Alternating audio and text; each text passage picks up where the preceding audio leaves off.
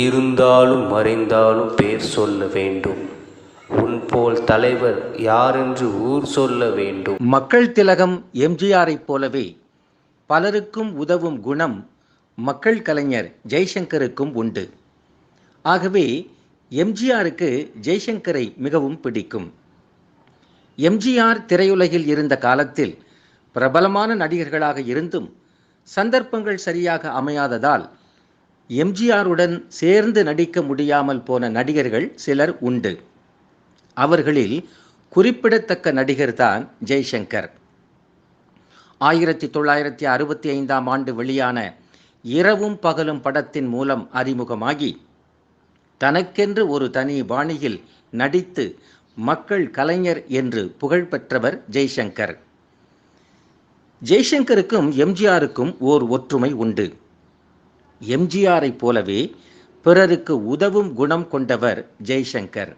ராஜேந்திரகுமார், தர்மேந்திரா நடித்து ஹிந்தியில் வெளியான ஆயி மிலன் கி பேலா என்ற படம்தான் தமிழில் ஒரு தாய் மக்கள் ஆனது.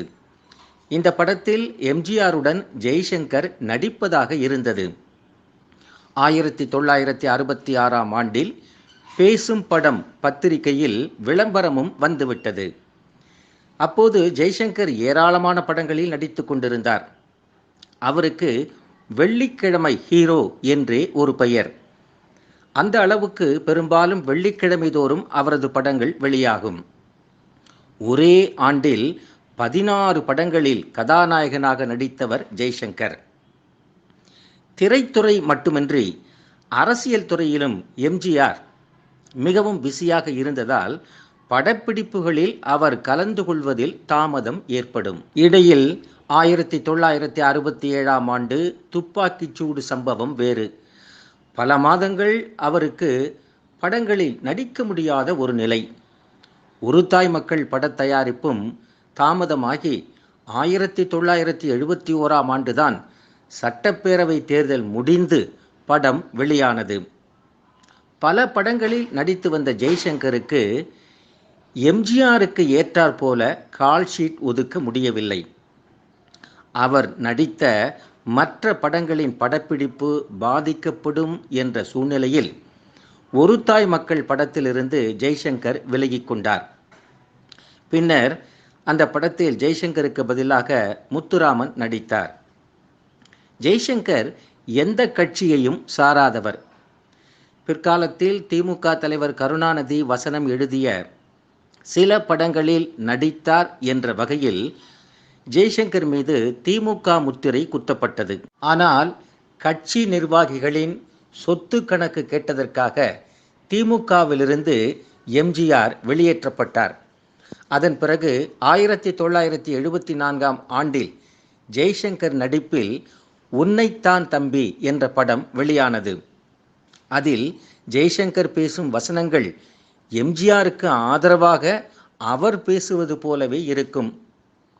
1976ஆம் ஆண்டு ஜனவரி 31ஆம் தேதி திமுக ஆட்சி டிஸ்மிஸ் செய்யப்பட்ட பிறகு தேர்தலை தமிழகம் எதிர்நோக்கியிருந்த நேரம் அது. அப்போது வெளியான பணக்கார பெண் படத்தில் ஜானகியின் நாயகனே ராமச்சந்திரா ஸ்ரீ ராமச்சந்திரா, தர்மம் ஜெயிக்கும் என்று சொன்னவனே ராமச்சந்திரா ஸ்ரீ ராமச்சந்திரா, நீ நாடாள வரவேண்டும் இந்த நாளிலே என்ற டி.எம். சௌந்தரராஜன் பாடிய ஒரு பாடல் படத்தில் இடம்பெறும். இந்த பாடலை படத்தில் ஜெய்சங்கர் பாடி நடித்தார். எம்ஜிஆருக்கு ஆதரவாக கருதப்பட்ட அந்த பாடல் அப்போது ஒரு பெரும் பரபரப்பை ஏற்படுத்தியது. அதனால் ஜெய்சங்கர் அதிமுகவை சேர்ந்தவர் என்று அர்த்தமல்ல. ஒரு நடிகர் என்ற முறையில் தனக்கு கொடுக்கப்பட்ட வேலையை ஜெய்சங்கர் செய்தார். மற்றபடி எல்லோரையும் நண்பர்களாக கருதி பழகியவர் ஜெய்சங்கர். Sathya films பேனரில் RM. வீரப்பன் தயாரித்த கன்னிப்பெண் படத்தில் ஜெய்சங்கர் நடித்தார். படப்பிடிப்பை கிளாப் அடித்து தொடங்கி வைத்தது எம்ஜிஆர் தான். அப்போது எம்ஜிஆருடன் ஜெய்சங்கர் நீண்ட நேரம் பேசிக் கொண்டிருந்தார். உடலை கட்டுக்கோப்பாக வைத்துக் கொள்வதற்கான உடற்பயிற்சிகள் பற்றி ஜெய்சங்கருக்கு எம்ஜிஆர் அப்போது ஆலோசனைகள் கூறினார். கன்னிப்பெண் படத்தில் எம்ஜிஆரின் மெய்காப்பாளர்களில் ஒருவரும் ஸ்டண்ட் நடிகருமான கே.பி. ராமகிருஷ்ணனும் ஒரு சிறிய வேடத்தில் நடித்திருந்தார். எம்ஜிஆர் சென்ற பிறகு அவரை பற்றி தன்னுடைய கருத்தை ராமகிருஷ்ணனிடம் ஜெய்சங்கர் பகிர்ந்து கொண்டார். எம்ஜிஆரிடம் எனக்கு பிடித்தது மற்றவர்களுக்கு உதவும் அவருடைய தாராள குணம். திரையுலகிலும் அரசியலிலும் அவரவர்கள் தாங்கள் சார்ந்த கட்சியினரை திருப்திப்படுத்துவதற்காக வேண்டுமானால் எம்ஜிஆர் பிறருக்கு கொடுப்பதை விளம்பரத்துக்காக கொடுக்கிறார் என்று குறை கூறலாம். ஆனால் பிறருக்கு உதவும் அவருடைய உயர்ந்த குணத்தை என்னை போன்ற நடுநிலையாளர்கள் ரசிக்காமலும் பாராட்டாமலும் இருக்க முடியாது என்று ஜெய்சங்கர் தன்னிடம் கூறியதை நினைவு கூர்கிறார் கே.பி. ராமகிருஷ்ணன். ரிக்ஷாக்காரன் படத்தில் நடித்ததற்காக எம்ஜிஆருக்கு இந்தியாவிலேயே சிறந்த நடிகருக்கான பாரத் விருது வழங்கப்பட்டது. பாரத் விருது வழங்கப்பட்டது தொடர்பாக ஒரு சர்ச்சையும் ஏற்பட்டது. எம்ஜிஆருக்கு பாரத் விருது கொடுத்திருப்பது நியாயம்தானா என்று ஜெய்சங்கரிடம் நிருபர்கள் கேட்டனர்.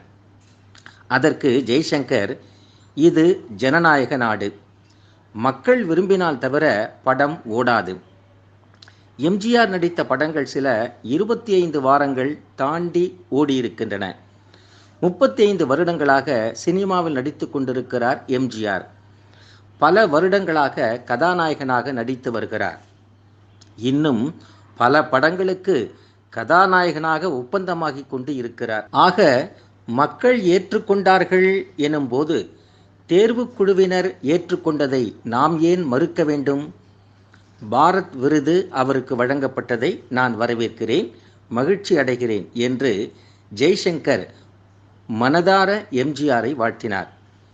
பாரத் விருது பெற்றதற்காக பத்திரிகையாளர்கள் சங்கம் சார்பில் சென்னையில் உள்ள பிரபல ஹோட்டல் ஒன்றில் எம்ஜிஆருக்கு பாராட்டு விழா நடத்தப்பட்டது.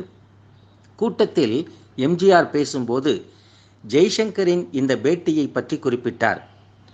உண்மை எப்படி இருக்கிறது என்பதல்ல, அந்த உண்மையை வெளியில் சொல்ல துணிவு வேண்டும்.